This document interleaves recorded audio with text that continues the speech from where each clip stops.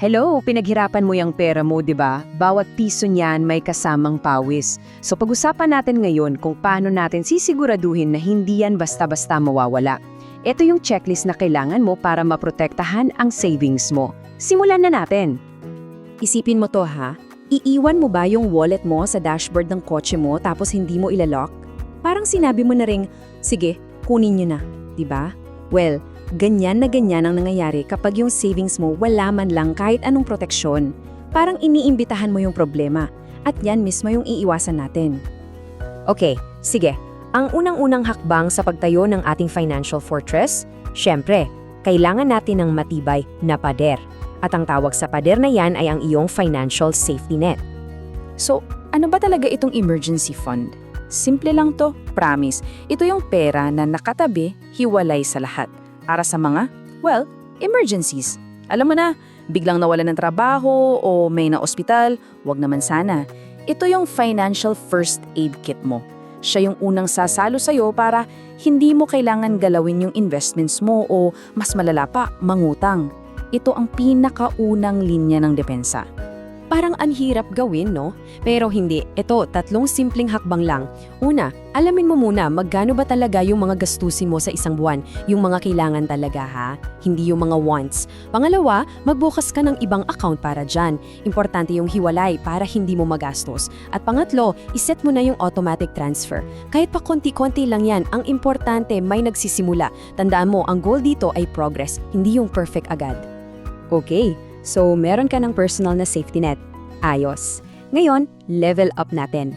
Kailangan mo naman ng kumbaga professional na proteksyon.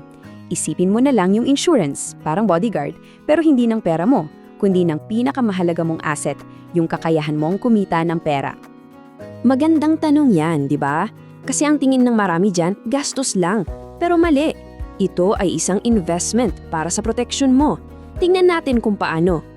Dito talaga makikita yung malaking pagkakaiba. Kunwari, may nangyaring medical emergency. Kapag wala kang insurance, ay nako. Yung isang malaking hospital bill, kayang-kayang ubusin lahat ng ipon mo. Lahat ng pinaghirapan mo, back to zero. Pero kung may insurance ka, iba ang usapan. Sila ang sasalo sa malaking parte ng gastos. Yung savings mo, buo pa rin. Yung financial goals mo, tuloy ang laban. Nakikita mo yung difference. Pinoprotektahan niya yung financial momentum mo.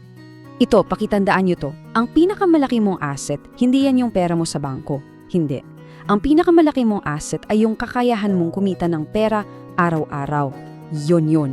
At yun ang tinitiyak ng insurance. Na kahit anong mangyari sa'yo, hindi biglang titigil yung financial support para sa'yo o sa pamilya mo. Ang binibili mo talaga dito, kapayapaan ng isip, peace of mind. Okay, so solid na yung pundasyon natin, may emergency fund, may insurance, ganda. Pero hindi pa dyan natatapos yung laban. Ngayon naman, pag-usapan natin yung mga banta galing sa labas, yung mga financial traps na kailangan nating matutunang makita at syempre, iwasan. Sigurado ako narinig nyo na to. Invest ka dito, 30% per month ang balik, garantisado. Yan yung classic red flag.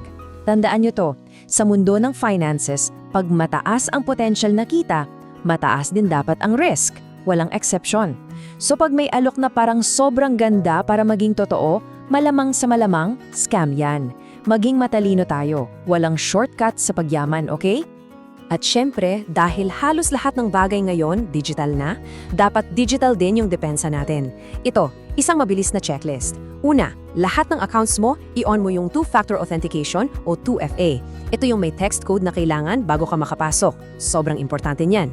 Pangalawa, pag mag-download ng financial apps, doon lang sa official App Store o Google Play, wag kung saan-saan. Pangatlo, ingat sa phishing. Yung mga email o text na may link na mukhang kahina-hinala, wag mong i-click ever. Pang-apat, please lang, iba-ibang password sa bawat account at gawin mong matibay. At panghuli, wag basta-basta maniniwala sa mga investment advice na bigla na lang sumusulkot sa DMs mo. Ito yung basic digital hygiene na magliligtas sa pinaghirapan mo. So, bakit natin ginagawa lahat to? Bakit kailangan ng ganitong klaseng pag-iingat? Bago tayo matapos, i-connect natin lahat para mas malinaw.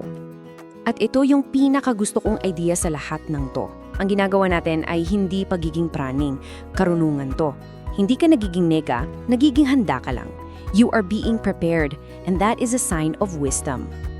At ito na, siguro yung pinakamahalagang punto sa usapan natin ngayon. Ang pagbuo ng isang matibay na financial fortress, hindi yan para pigilan ka. Actually, kabaligtaran. Ito yung magbibigay sa'yo ng kalayaan at kumpiyansa. Kasi pag alam mong safe at secure yung pundasyon mo, mas magiging matapang ka na kumuha ng matatalinong risks, mag-invest at palaguin yung yaman mo ng mas mabilis. Kaya iiwan ko sa inyong tanong na to. Ngayong matibay na ang pundasyon mo, gaano kataas na pangarap ang handa mong itayo? Nasa sayo na yan.